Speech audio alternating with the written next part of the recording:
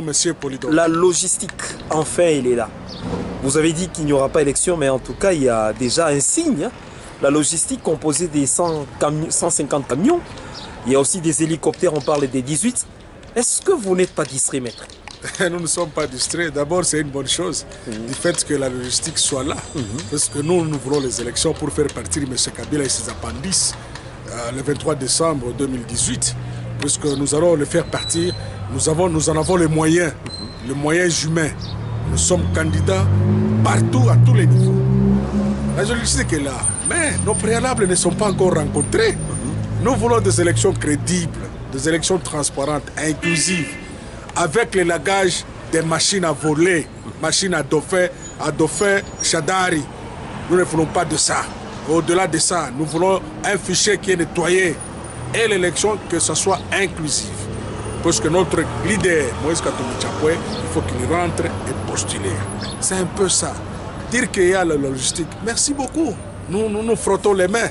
Mais tu sais, il y a un adage qui dit ceci. Il faut accompagner un menteur lorsqu'il vient te visiter, du salon jusqu'à la porte de sortie. Alors vous verrez que s'il ment ou pas, moi j'estime que c'est une gestation.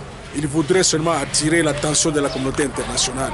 Nous attendons, puisqu'au même moment là, les camions sont tombés en panne. Nous ne souhaitons pas cela. Et les Antonov là, nous voulons voir qui sera le premier, puisque ces Antonov doivent être inaugurés. C'est un peu ça. Nous sommes d'avis. Nous voulons les élections, c'est ça notre combat, c'est ça notre lutte. Nous les réclamons à tout moment, puisque M. Kabila doit partir. Une autre question, évidemment, c'est Nanga, vous l'avez suivi avec le vice-premier ministre Henri Mora. Ils ont confirmé qu'il y aura élection. Est-ce que ce n'est pas vous endormir, vous, il y a de un petit détail que tu oublies. Nanga a dit, au-delà du 10 novembre, aucun matériel concerné par l'élection ne sera à l'extérieur. Nous le prêtons quand même confiance. C'est pourquoi je vous dis qu'un menteur, il faut l'accompagner du salon jusqu'à la porte de sortie. Et nous sommes en train d'observer. Il faudrait que tous ces matériels soient là, mais pas question de machines à voler les voies. Il y a encore le temps que la CENI puisse prendre conscience.